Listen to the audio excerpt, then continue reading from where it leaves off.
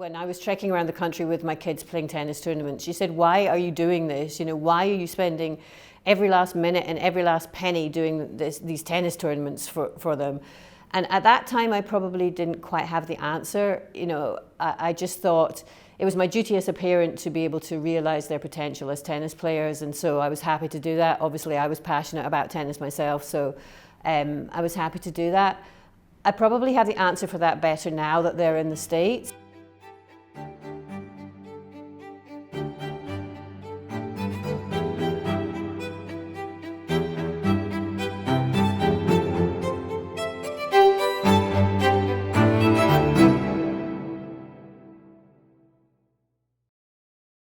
Hi, my name's Claire Kinloch Anderson and I'm head of tennis at First Point USA, but I'm also a mum of 6 tennis playing kids, 3 of whom are playing tennis on scholarships in America currently. Can you tell us a little bit about yourself, Claire?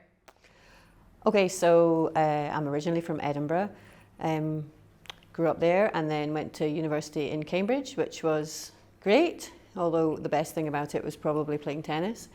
And then I embarked on a career in drama and TV, very interestingly, and I worked for the BBC and Sky TV and the Disney Channel and STV and all kinds of production houses like that, basically until I had the first 2 of my kids, and then realised that kind of childcare and travelling on the road, producing and directing wasn't a great combo. So took a little career break and moved to a house next door to a tennis club. So I'd been playing tennis and passionate about tennis all through the time, but when we moved there, I just kind of wandered along and wondered if there was anything happening and ended up starting up a coaching program. So the rest, I think they probably say, is history, because as the kids were born, as soon as they could walk, they'd come with me to the courts and they all started playing tennis, and yeah, they got quite okay at it, I guess. So yeah, I coached there,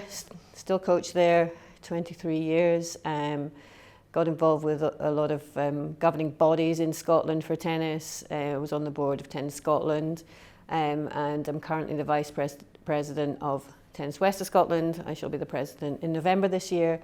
I was the councillor of the LTA representing Scotland, and various other kind of committees and bodies involved tennis. So I coach, I referee, and I'm that tennis parent. So yeah. You've had quite an impressive career, obviously, between coaching and in tennis, and obviously in production.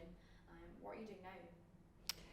So now I am the head of tennis at First Point USA. So what I'm trying to do is really give young people opportunities to be able to go and play their tennis at a great level, and also study in America. So that's an opportunity that happened to come the way of my 3 older children, and you know, I've watched them do that and it's been absolutely fantastic. So I'm passionate about people being able to go on that pathway and combine their love of sport and their ability in sport with their education.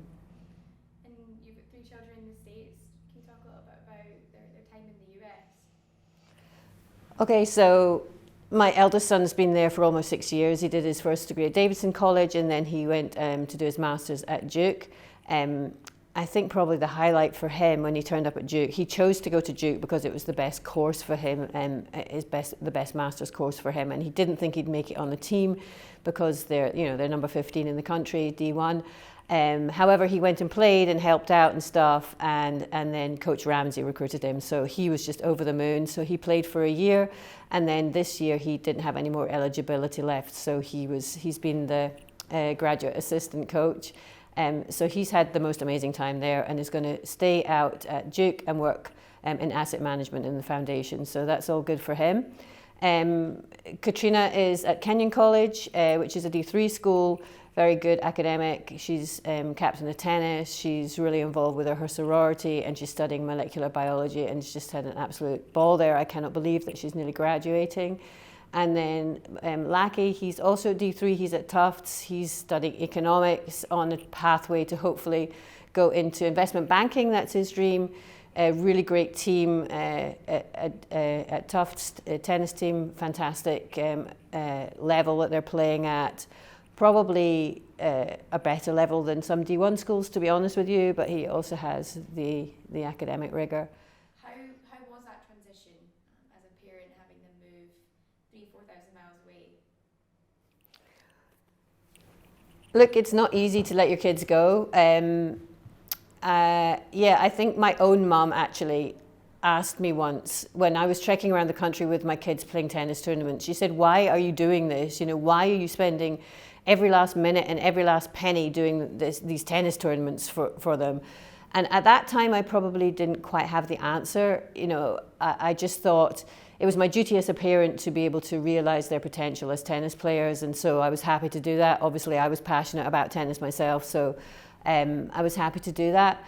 I probably have the answer for that better now that they're in the States, because I realised that effort that they put in, that I supported them in putting in, has come to something that has really been brilliant for them. So the opportunities that they've had through tennis to get into university, to get scholarships, to make friends, to play in teams, to have job opportunities, to make connections, all of those things have just been so worth the kind of hard work that we put in as a family.